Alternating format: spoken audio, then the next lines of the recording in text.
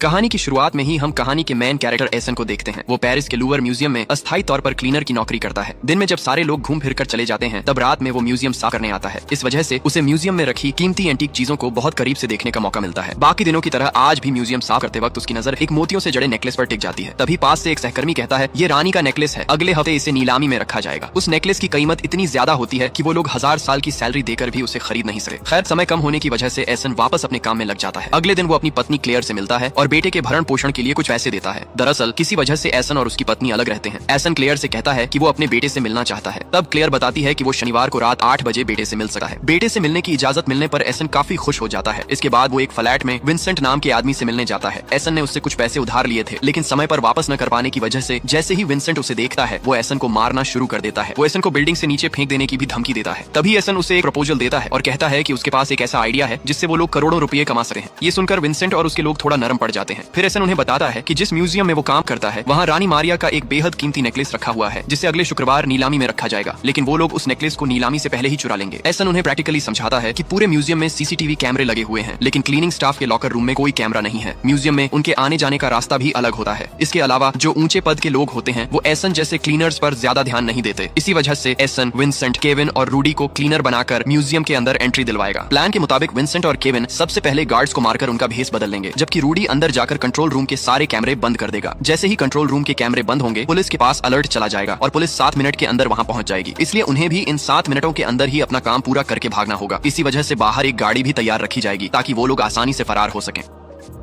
Plan पूरी तरह से तैयार होने के बाद वो लोग शुक्रवार का इंतजार करने लगे हैं। शुक्रवार को नीलामी का आयोजन आधिकारिक तौर पर शुरू होता है। देश विदेश से कई अमीर लोग उस नेकलेस को खरीदने आते हैं। उन्हीं लोगों के बीच छद्मवेश में मिस्टर पॉल नाम की एक नकली आईडी बनाकर एसन भी उस नेकलेस को खरीदने वहां पहुंचता है। दूसरी तरफ विंसेंट, केविन और रूडी भी क्लीनर का भेस बनाकर अंदर घुस जाते हैं और किसी को भी उन पर शक नहीं होता। प्लान के मुताबिक विंसेंट और केविन दोनों गार्ड्स को मारकर उनकी जगह संभाल लेते हैं और रूडी को ग्रीन सिग्नल दे देते हैं। तभी रूडी कंट्रोल रूम में जाकर ऑपरेटर को मार देता है और सारे सीसीटीवी कैमरे बंद कर देता है। इसके बाद वो एसन को मैसेज करके इसकी इन्फॉर्मेशन दे देता है। उधर नीलामी में उस नेकलेस की बोली सबसे ज्यादा 42 मिलियन तक पहुंच चुकी होती है और ये कीमत खुद एसन ने ही लगाई होती है। लेकिन समय बचाने के लिए वो अचानक 60 मिलियन की बोली लगा देता है ताकि कोई और उस नेकलेस की कीमत बोलने की हिम्मत न कर सके। एसन के इतने ज्यादा दाम बोलने के बाद भी किसी को उस पर शक नहीं होता, क्योंकि उसकी फेक प्रोफाइल में उसकी कुल संपत्ति 576 मिलियन दिखाई गई होती है। इसी बीच 2 मिनट बीत चुके होते हैं। रूडी तेजी से बाहर खड़ी गाड़ी में जाकर बैठ जाता है, जबकि एसन नीलामी ऑफिसर के साथ वॉल्ट रूम की तरफ जाता है। वहाँ पहले से ही विंसेंट और केविन गार्ड के भेस में ड्यूटी पर खड़े होते हैं। नीलामी ऑफिसर एसन से कहता है कि पूरा पेमेंट करने के बाद ही उसे नेकलेस मिलेगा। इसके जवाब में एसन कहता है कि वो पेमेंट करने से पहले एक बार नेकलेस को हाथ में लेकर देखना चाहता है, क्योंकि इसके पीछे वो बहुत बड़ी रकम खर्च कर रहा है। नीलामी ऑफिसर वॉल्ट का लॉक खोल देता है और एसन को नेकलेस देखने देता है। जैसे ही एसन नेकलेस को हाथ में लेता है, विंसेंट और केविन अचानक उन पर झपट पड़ते हैं। वो दोनों एसन समेत वहाँ मौजूद बाकी 2 ऑफिसर के हाथ पैर बांध देते हैं और नेकलेस लेकर वहाँ से फरार हो जाते हैं। असल में विंसेंट और उसके साथियों ने प्लान किया था कि वो एसन को धोखा देकर नेकलेस खुद ही लेकर फरार हो जाएंगे, लेकिन उनका ये प्लान कामयाब नहीं हो पाता। तेजी से गाड़ी चलाते वक्त उनका एक्सीडेंट हो जाता है और आखिरकार वो पकड़े जाते हैं। पुलिस नेकलेस भी बरामद कर लेती है। इधर पुलिस की डिटेक्टिव ब्रांच का कैप्टन म्यूजियम पहुंचकर एसन से पूछताछ करता है, क्योंकि एसन की कंपनी का नाम उसने पहले कभी नहीं सुना होता है, जिससे उसे थोड़ा शक होता है। लेकिन म्यूजियम की अथॉरिटी एसन का साथ देते हुए कहती है कि उसने तो नेकलेस को प्रोटेक्ट करने की कोशिश की थी। इसी बीच कैप्टन के पास कॉल आता है कि अपराधी पकड़े जा चुके हैं और नेकलेस भी रिकवर हो चुका है। इसके बाद कैप्टन नेकलेस को लैब में भेजने का आदेश देता है ताकि ये कंफर्म किया जा सके कि वो असली है या नहीं। एसन पर शक करने का कोई ठोस कारण न मिलने की वजह से कैप्टन उसे सिर्फ रूटीन चेकिंग के बाद छोड़ देता है। इसके बाद एसन वहाँ से निकल जाता है और रात में दोबारा क्लीनर बनकर म्यूजियम लौट आता है। क्लीनिंग खत्म करने के बाद वो डस्टबिन का कचरा इकट्ठा करके बाहर आता है और उसी कचरे के बीच से असली नेकलेस निकाल लेता है। फिर वो नेकलेस को लेकर हंसता हुआ वहाँ से चला जाता है। दरअसल पिछली रात जब विंसेंट और केविन उस पर झपट पड़े थे, उसी वक्त एसन ने अपनी जेब में रखे नकली नेकलेस से असली नेकलेस को चुपचाप बदल लिया था। बाद में उसने असली नेकलेस को म्यूजियम के एक डस्टबिन में फेंक दिया था ताकि अगली रात क्लीनिंग के दौरान वो आसानी से उसे वापस हासिल कर सके। एकदम परफेक्ट प्लान है ना? लेकिन ये प्लान एसन ने एक ही दिन में नहीं बनाया था, बल्कि वो पिछले 25 सालों से इस नेकलेस को पाने की प्लानिंग कर रहा था। मगर ऐसा क्यों, ये जानने के लिए हमें 25 साल पीछे जाना होगा। उस वक्त एसन के पिता बाबा कार पेलेग्रिनी फैमिली में ड्राइवर की नौकरी किया करते थे और रानी का यह नेकलेस दरअसल पेलेग्रिनी फैमिली की ही संपत्ति था। एसन के पिता बेहद ईमानदार इंसान थे और पूरी श्रद्धा और ईमानदारी से अपनी जिम्मेदारी निभाते थे। एक दिन मिसेस पेलेग्रिनी एसन के पिता से कहती हैं कि उनके होम लाइब्रेरी में बहुत सारी किताबें हैं, वो चाहे तो पढ़ने के लिए किताबें ले जा सकते हैं। इसी वजह से एसन के पिता एसन के लिए आर्सन लुपिन नाम की एक किताब ले आते हैं। कुछ दिनों बाद ही मिस्टर पेलेग्रिनी एसन के पिता पर नेकलेस चोरी का इल्जाम लगा देते हैं। इस झूठे आरोप की वजह से एसन के पिता को जेल जाना पड़ता है। इसके बाद एक दिन छोटा सा एसन जेल में अपने पिता से मिलने जाता है। वहाँ वो देखता है कि अपमान सहन न कर पाने की वजह से उसके पिता ने फांसी लगाकर सुसाइड कर लिया होता है। यहीं से एसन के अंदर उस नेकलेस को हासिल करने की एक अजीब और जिद्दी आग जल उठती है। 25 साल इंतजार करने के बाद करीब एक हफ्ते पहले ही एसन को न्यूज से पता चलता है कि वो नेकलेस बरामद कर लिया गया है और अब उसे लूवर म्यूजियम में रखा गया है। साथ ही ये भी खबर होती है कि एक हफ्ते बाद उस नेकलेस की नीलामी होने वाली है। यही वजह थी कि एसन ने प्लान बनाकर म्यूजियम में क्लीनर की नौकरी ली और साथ ही अपने लिए एक फर्जी बिजनेस प्रोफाइल भी तैयार कर ली। यहाँ तक कि विंसेंट से पैसे लेना भी एसन के प्लान का ही हिस्सा था। दरअसल वो सिर्फ उनकी मदद पाने के लिए ही पैसे उधार लेने का बहाना बनाता है और सबसे आखिर में नीलामी से पहले एसन अपने दोस्त बेंजामिन से बिल्कुल वैसा ही दिखने वाला एक नकली नेकलेस बनवा लेता है। इसी तरह एक परफेक्ट प्लानिंग के जरिए आखिरकार असली नेकलेस एसन के हाथ लग जाता है। उधर इस केस के एक और इंचार्ज इंस्पेक्टर यूसुफ को लैब से कॉल आता है कि जो नेकलेस उन्होंने बरामद किया था वो नकली है। ये सुनते ही वो परेशान हो जाता है। तभी उसकी नजर डेस्क पर रखी आर्सेन लुपिन की एक किताब पर पड़ती है, क्योंकि ठीक उसी किताब की कहानी की तरह ही पिछली रात चोरी हुई थी। यूसुफ समझ जाता है कि चोर जरूर आर्सेन लुपिन से ही प्रेरित है। इधर सीन शिफ्ट होता है और अगले दिन एसन को दिखाया जाता है, क्योंकि वो दिन शनिवार होता है और आज उसे अपने बेटे से मिलने जाना होता है। एसन अपने बेटे से मिलता है और उसे घुमाने बाहर ले जाता है। वो अपने बेटे को वही आर्सेन लुपिन वाली किताब देता है जो उसके पिता ने 25 साल पहले उसे दी थी। दरअसल यही किताब एसन की जिंदगी बदलने वाली साबित हुई थी। इसके बाद हम देखते हैं कि एसन अपने दोस्त बेंजामिन से नेकलेस के बारे में बात कर रहा होता है। बेंजामिन नेकलेस को टेस्ट करने के बाद बताता है कि पेलेग्रिनी फैमिली ने इसके बारे में झूठ बोला था। उनका कहना था कि 25 साल पहले चोरी के बाद इस नेकलेस के डायमंड 7 अलग अलग देशों में बेच दिए गए थे और बाद में उन देशों से डायमंड वापस लाकर दोबारा जोड़ दिए गए। लेकिन जब बेंजामिन नेकलेस को चेक करता है तो ऐसा कुछ भी नहीं मिलता। नेकलेस शुरू से बिल्कुल वैसा ही है, किसी भी डायमंड पर एक भी खरोंच तक नहीं है। ये सुनते ही एसन को पूरा यकीन हो जाता है कि ये नेकलेस कभी चोरी हुआ ही नहीं था। इसका मतलब साफ था कि 25 साल पहले उसके पिता को झूठे केस में फंसाया गया था। तब एसन बेंजामिन से कहता है कि वो नेकलेस के सारे डायमंड निकाल दे।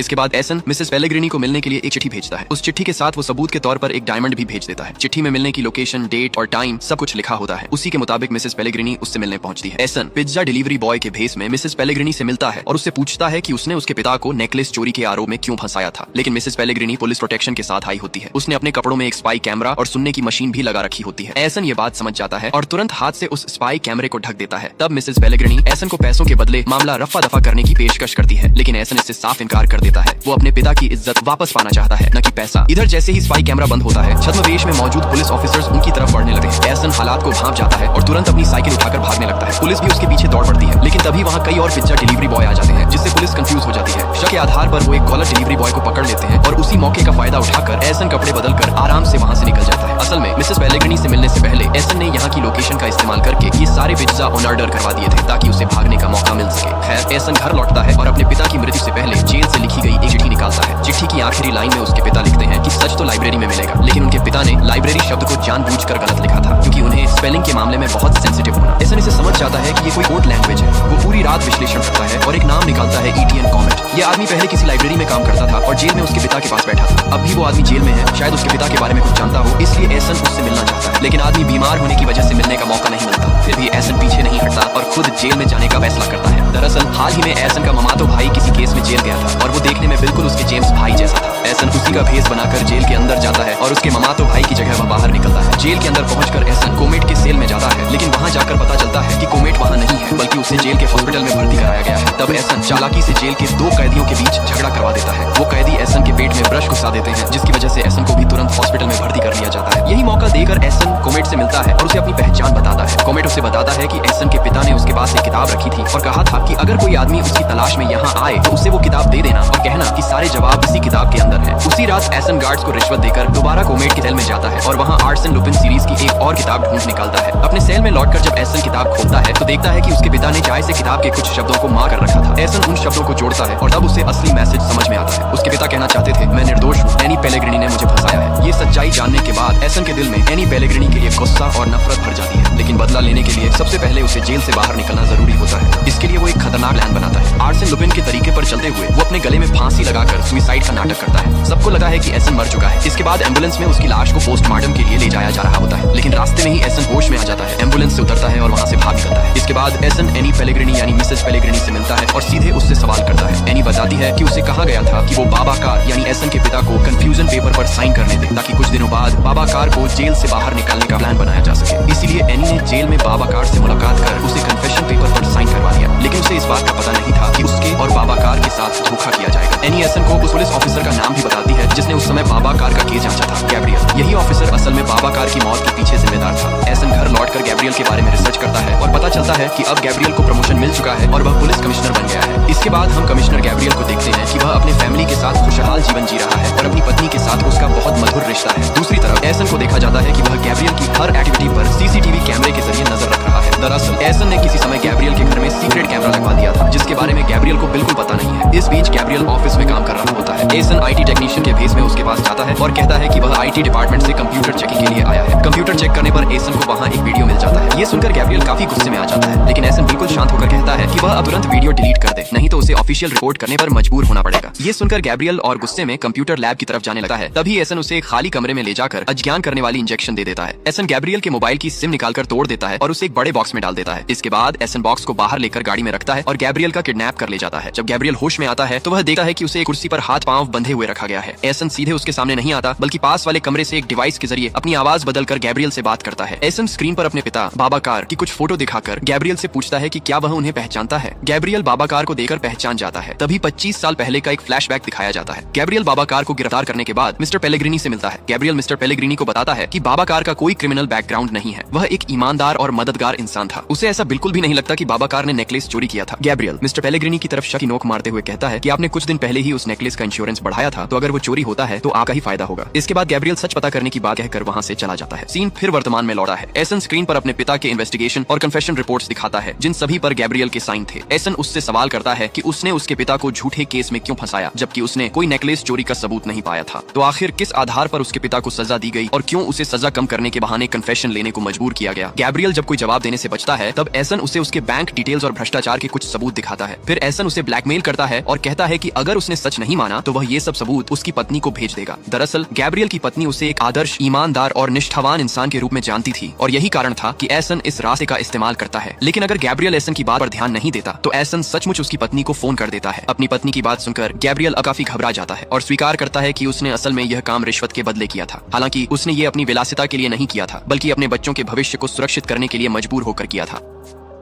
दूसरी तरफ डिटेक्टिव ब्रांच का वही कैप्टन बाबा कार के उस केस फाइल के साथ बैठा होता है। फाइल में कमिश्नर गैब्रियल का नाम भी लिखा होता है। तभी एक सहकर्मी आता है और बताता है कि कमिश्नर का किडनैप हो गया है। कमिश्नर के किडनैप होने की खबर सुनते ही थाना में हड़कंप मच जाता है। वे सीसीटीवी फुटेज चेक करते हैं और एसन को वहाँ देखते हैं, लेकिन वीडियो क्लियर न होने के कारण उसे पहचान नहीं पाते। कमिश्नर का मोबाइल भी बंद मिलता है, लेकिन इंस्पेक्टर यूसुफ बताता है कि कमिश्नर के मोबाइल में सिम के अलावा एक अलग चिप लगी है। इसके बाद वे तेजी से उस चिप को ट्रैक करते हैं और गैब्रियल के मोबाइल का लोकेशन पता कर लेते हैं। तुरंत ही सब लोग उसे बचाने के लिए निकल पड़ते हैं। दूसरी तरफ एसन एआई की मदद से गैब्रियल का डीप फेस बनाकर उसे ब्लैकमेल करता है और पूरी सच्चाई बताने के लिए धमकी देता है। एसन उसे चेतावनी देता है कि अगर उसने असली सच नहीं माना तो यह सच सभी के सामने खुल जाएगा। ये सुनकर गैब्रियल घबरा जाता है और कहता है कि बाबा कार के केस के बारे में उसे बस इतना ही पता था। वह एसन से रिक्वेस्ट करता है कि उसे छोड़ दिया जाए और इसके साथ ही वादा भी करता है कि एसन के बारे में वह किसी को कुछ नहीं बताएगा। एसन कहता है कि भले ही पुलिस पर पूरा भरोसा करना ठीक नहीं है, लेकिन फिर भी वह गैब्रियल पर भरोसा करके उसे छोड़ देता है। दूसरी तरफ पुलिस ऑफिसर्स उस ट्रैक की हुई लोकेशन पर पहुंचते हैं और उस बॉक्स को खोजते हैं। बॉक्स खोलने पर उन्हें वहां सिर्फ कमिश्नर का मोबाइल मिलता है। जब वे गाड़ी के ड्राइवर से पूछताछ करते हैं तो ड्राइवर बताता है कि उसे उबर से बुलाया गया था और उसे किडनैप के बारे में कुछ भी पता नहीं था। उसे सिर्फ इतना कहा गया था कि सिटी हॉल से कुछ चीजें लानी है। ये सुनकर इंस्पेक्टर यूसुफ कहता है कि कमिश्नर को किडनैप करके जरूर सिटी हॉल में रखा गया होगा, क्योंकि ये आर्सन लुपिन की तकनीक है सारे लोगों का ध्यान दूसरी तरफ हटाकर खुद बिल्कुल सबके नजदीक रहते हुए काम पूरा करना। यूसुफ फोर्स के साथ सिटी हॉल पहुंचता है, लेकिन उसके पहुंचने से कुछ सेकंड पहले ही एसन वहां से निकल चुका होता है। सिटी हॉल में प्रवेश करते ही पुलिस कमिश्नर गैब्रियल को सेफ और सही सलामत पाती है। अगले सीन में देखा जाता है कि कैप्टन ऑफिसर सोफिया से बात करते हुए बिल्डिंग में प्रवेश कर रहे हैं। उन्हें समझ नहीं आता कि कमिश्नर को 4 घंटे तक किडनैप किए जाने के बाद भी वह किडनैप के बारे में कोई इन्फॉर्मेशन क्यों नहीं दे रहा और साथ ही किडनैपर ने उससे कुछ भी मांग क्यों नहीं की। यही चीज उनके लिए अजीब लग रही थी। इस दौरान इंस्पेक्टर यूसुफ कैप्टन को बुलाता है और कहता है कि उसे एक क्लू मिला है। वह बताता है कि नीलामी के दिन मिस्टर पॉल के नाम से जो व्यक्ति चोरी कर रहा था और कमिश्नर को किडनैप करने वाला था, असल में वही एक ही व्यक्ति था। इसके अलावा वह ये भी बताता है कि 25 साल पहले जब नेकलेस पहली बार गायब हुआ था उस केस के इंचार्ज भी गैब्रियल ही थे। इसलिए उस घटना और हाल के कुछ दिनों में हुई घटनाओं का पूरा कनेक्शन साफ हो जाता है। दूसरी तरफ कमिश्नर गैब्रियल घर लौटकर सभी स्पाई कैमरों को ढूंढकर नष्ट कर देता है। फिर वह नहाने के लिए बाथरूम में जाता है। इस दौरान 25 साल पहले का एक फ्लैशबैक दिखाया जाता है। उस फ्लैशबैक में मिस्टर पेलेग्रिनी गैब्रियल को धमकी देते हुए बाबा कार को फंसाने के लिए मजबूर कर रहे थे। गैब्रियल को यह नहीं पता था कि इस वजह से बाबा कार सुसाइड कर लेंगे। इतने सालों बाद भी गैब्रियल इस घटना को लेकर बहुत दुखी और पछताया हुआ महसूस कर रहा था। स्नान के बाद जब वह बाहर आता है तो मिस्टर पेलेग्रिनी को फोन करता है और कहता है बाबा कार के बारे में आपसे एक जरूरी बात करनी है। मैदान में एक नया खिलाड़ी आ गया है और फिर वह फोन काट देता है। इसी समय गैब्रियल की पत्नी घर लौटी है और उसे सही सलामत देख खुशी से गले लगा लेती है। तभी अचानक टेबल पर रखा स्पीकर बज उठता है। स्पीकर में वही बातचीत सुनाई देती है जो अभी अभी गैब्रियल और मिस्टर पेलेग्रिनी के बीच हुई थी। गैब्रियल अपनी पत्नी से ये बात छुपाने के लिए जल्दी से स्पीकर को फर्श पर गिरा देता है और तोड़ देता है। सीन फिर शिफ्ट होकर एसन को दिखाता है। असल में यह स्पीकर एसन ने यहाँ पहले ही रखा था और इसके माध्यम से वह गैब्रियल और मिस्टर पेलेग्रिनी की फोन वार्ता सुनकर रिकॉर्ड कर चुका था। इसके बाद दिखाया जाता है कि एसन एक remote control drone mister Pellegrini के घर में भेजता है ताकि वह अंदर क्या हो रहा है यह पता कर सके। कुछ समय बाद ड्रोन मिस्टर पेलेग्रिनी के होम ऑफिस रूम में प्रवेश करता है। पूरा ऑफिस लेजर लाइट के जरिए सिक्योर किया गया था, इसलिए एसन बहुत सावधानी से ड्रोन को अंदर भेजता है। ड्रोन की फुटेज में कई डॉक्यूमेंट्स की फोटो ली जाती है, लेकिन ड्रोन वापस लाते समय वह किसी लेजर लाइट से टच कर जाता है जिससे अलार्म बज उठता है। मिस्टर पेलेग्रिनी और सभी गार्ड्स अलर्ट हो जाते हैं। गार्ड्स ड्रोन को पकड़ने के लिए दौड़ पड़ते हैं और एक समय पर ड्रोन दीवार से टकराकर गिर जाता है। ड्रोन के अंदर मिस्टर पेलेग्रिनी एक चिट्ठी पाता है जिस पर लिखा होता है, मैं तुम्हें छोड़ूंगा नहीं। अगले दिन सुबह कमिश्नर गैब्रियल नाश्ता कर रहे होते हैं। उसी समय एसन उनके सामने बैठ जाता है। गैब्रियल उसे देखकर परेशान और गुस्से में हो जाता है। एसन फिर उसे ब्लैकमेल करता है। गैब्रियल गुस्से में कहता है कि वह एसन की मदद करेगा, लेकिन शर्त एक है, एसन उसे परेशान करना बंद करे। एसन उसकी बात मान लेता है। इसके बाद गैब्रियल बताता है कि फैबियन नाम का एक रिपोर्टर था जिसने मिस्टर पेलेग्रिनी पर इन्वेस्टिगेशन किया था और उसके गलत काम लगभग उजागर कर दिए थे, लेकिन आखिरी मौके पर मिस्टर पेलेग्रिनी ने उसे चारों तरफ से दबाव देकर रोक दिया और उसके रिपोर्टर करियर को भी खत्म कर दिया। गैब्रियल कहता है कि अब एसन को फैबियन से मिलना चाहिए क्योंकि वही अकेला इंसान है जो एसन की मदद कर सकता है। इसीलिए एसन घर लौटकर ऑनलाइन उस रिपोर्टर के बारे में गहराई से रिसर्च करता है। कुछ देर बाद वह खुद फैबियन से मिलने जाता है और मिस्टर पेलेग्रिनी को तबाह करने में उसकी मदद मांगता है, लेकिन फैबियन मना कर देता है। वह कहता है कि मिस्टर पेलेग्रिनी ने उसे इस कदर फंसा दिया है कि अब उसके लिए बाहर लोगों का सामना करना भी मुश्किल हो गया है। उसकी पूरी जिंदगी कोर्ट कचहरी और वकीलों के चक्कर में ही खत्म हो चुकी है। एसन उसे समझाने की कोशिश करता है और कहता है कि इस मामले में उसका और फैबियन का दुश्मन एक ही इंसान है। वह अपने पिता के साथ हुई पूरी घटना भी फैबियन को बता देता है। फिर भी फैबियन एसन को खाली हाथ वापस भेज देता है।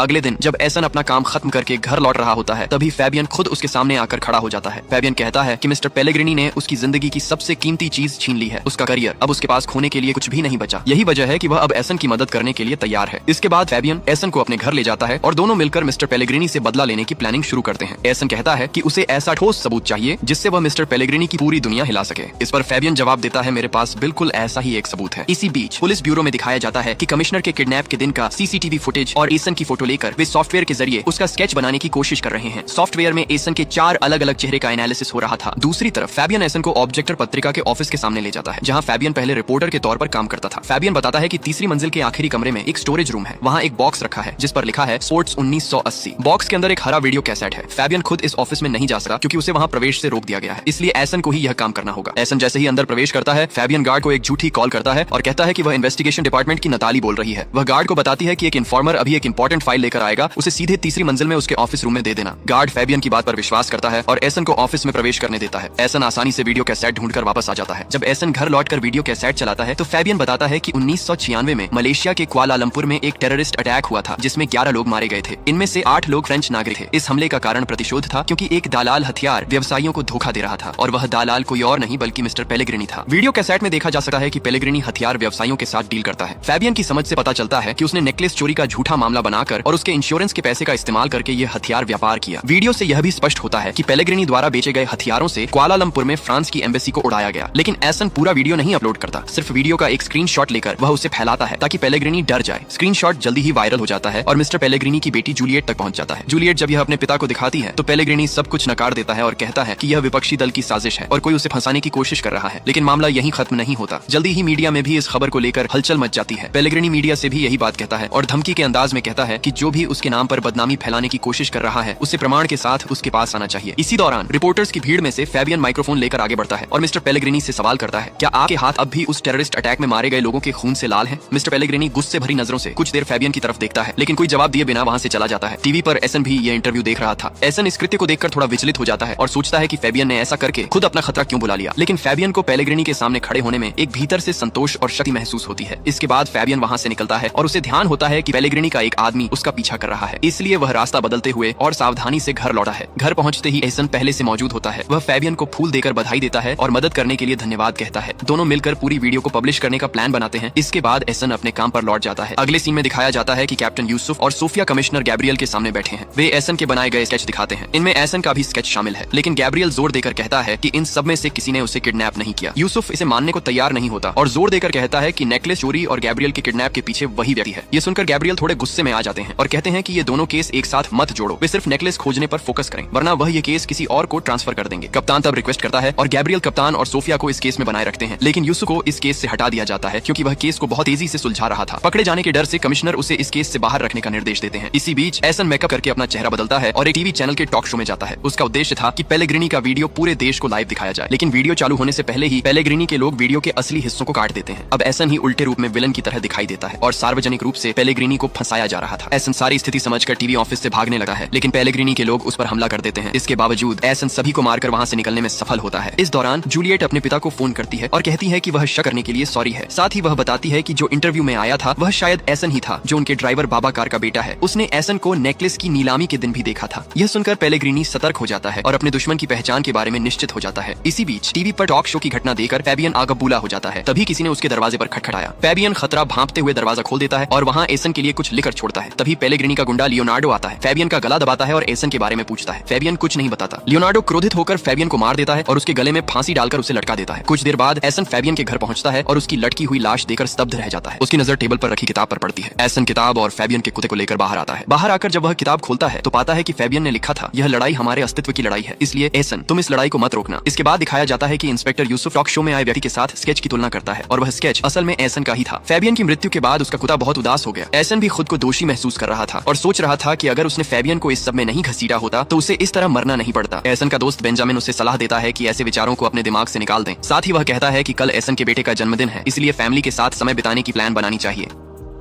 अगले दिन सुबह जब एसन अपने बेटे से मिलने जा रहा था तो वह महसूस करता है कि कोई उसका पीछा कर रहा है। यह वही व्यक्ति था जिसने फैबियन को मारा था। एसन उसके हाथ से बचने के लिए भागता है और अंततः अपनी पत्नी के घर पहुंच जाता है। एसन अपने बेटे को एक गिफ्ट बॉक्स देता है जिसमें आर्सन लुपिन जैसी ड्रेस, टोपी आदि थे। उसके पिता की तरह बेटा भी आर्सन लुपिन का फैन था, इसलिए यह गिफ्ट उसे बहुत पसंद आता है। एसन सभी से जल्दी तैयार होने के लिए कहता है और फिर फैमिली के साथ बाहर घूमने निकलता है। वे ट्रेन से एट्रेटे जा रहे थे जो आर्सन लुपिन की यादों से जुड़ा हुआ स्थान था। ट्रेन में फैमिली के साथ एसन का समय बहुत अच्छा गुजर रहा था। इस दौरान उसकी पत्नी क्लेयर उनके तीनों की एक सेल्फी लेती है। एसन जब सेल्फी देखता है तो झूम करके ध्यान देता है और पाता है कि उनकी पिछली सीट पर लियोनार्डो बैठा है। एसन नहीं चाहता था कि उसका फैमिली परेशानी में पड़े, इसीलिए वह लियोनार्डो का ध्यान भटकाने की कोशिश करता है। एसन पहले ट्रेन में सबके सामने अपने बेटे का जन्मदिन सेलिब्रेट करता है, फिर क्लेयर से कहता है कि वह देखे कि उसे कोई ड्रिंक चाहिए या नहीं और ट्रेन के पीछे की तरफ चला जाता है। लियोनार्डो उसके पीछे जाने लगा है। एसन ट्रेन की टिकरी को पार करते हुए उसकी चाबी चोरी कर लेता है। इसके बाद वह स्टोरेज केबिन की तरफ जाता है और लियोनार्डो को भी वहां जाने के लिए मजबूर करता है। स्टोरेज केबिन में दोनों के बीच हाथापाई शुरू हो जाती है। अंततः एसन लियोनार्डो को स्टोरेज में अटकाकर बाहर से ताला लगा देता है और अपने फैमिली के पास लौटता है, लेकिन थोड़ी ही देर बाद लियोनार्डो वापस आता है और फैमिली के बीच ही बैठ जाता है। यहाँ वह एसन के बेटे के साथ बातें शुरू कर देता है। इस स्थिति में लियोनार्डो से बचने के लिए एसन कप्तान को एक मैसेज भेजता है, मैं मिस्टर पॉल बोल रहा हूँ, मैं 2 मिनट में ले हरवे स्टेशन पहुंचूंगा। आपको 10 टाके की चाय, सिंगारा और समोसा खाने की दावत दी जाती है, ठीक है? याद दिला दूं, इस पॉल पहचान से ही मैंने नीलामी के दिन नेकलेस चोरी किया था। खैर, मैसेज देखकर कैप्टन तुरंत लोकल थाने को इन्फॉर्मेशन दे देता है। जब ट्रेन स्टेशन पर रुकती है, एसन अपनी पत्नी और बच्चे से कहता है कि वे पहले उतर जाएं और वह थोड़ी देर बाद आएगा। सभी उतर जाने के बाद लियोनार्डो एसन से कहता है कि वह चुपचाप उसके निर्देशों का पालन करे और उसके साथ जाए। एसन बिना किसी झमेला के लियोनार्डो के साथ ट्रेन से उतर आता है। ठीक उसी समय लोकल थाने की पुलिस उन्हें घेरे में ले लेती है, लेकिन ये पुलिस नहीं जानती थी कि पॉल वास्तव में कौन है, इसलिए वे संदेह के आधार पर लियोनार्डो को ही गिरफ्तार कर लेते हैं। लियोनार्डो की जेब में एक पिस्तौल और नेकलेस का एक डायमंड भी पाया जाता है। इससे साबित होता है कि पॉल असल में था। दरअसल ट्रेन से उतरने से पहले एसन ने चालाकी से लियोनार्डो की जेब में डायमंड डाल दिया था। खैर, एसन अब आराम से अपनी पत्नी और बेटे के साथ बीच किनारे घूम रहा था। उसके बेटे को थोड़ी स्पेस देकर वह साइड में घूम रहा था। इस बीच कैप्टन और सोफिया एट्रेटे जाने की तैयारी कर रहे थे। उन्होंने कमिश्नर गाब्रियल से रिक्वेस्ट मांगी। गाब्रियल हंसकर कहता है, वहाँ क्या देखोगे, लेबू का फलन? वही पॉल जिसे गिरफ्तार किया गया असल में कोई और है। उसके पास जो पिस्तौल मिली उसकी लाइसेंस वैध है और उसकी जेब में डायमंड कैसे आया ये वह खुद भी नहीं जानता। कहते सुनकर कैप्टन फिर से हताश हो जाता है और सोचता है वो पॉल हरामी ने मुझे फिर से बेवकूफ बना दिया। इसी बीच एसन और क्लेयर आराम से घूमते हुए थे कि अचानक उन्हें याद आता है कि उन्होंने काफी समय से अपने बेटे को कहीं नहीं देखा। वे घबरा जाते हैं और बेटे को ढूंढने लगते हैं, लेकिन कहीं भी उसे नहीं मिलता। और कैसे मिलेगा, क्योंकि तब तक लियोनार्डो ने बच्चे को किडनैप कर लिया था। बेटे को न पाकर जब एसन निराश होकर खड़ा होता है, तभी पीछे से इंस्पेक्टर यूसुफ उसे लुपिन कहते हुए बुलाता है और इसी पल के साथ लुपिन का पहला सीजन यहीं खत्म होता है।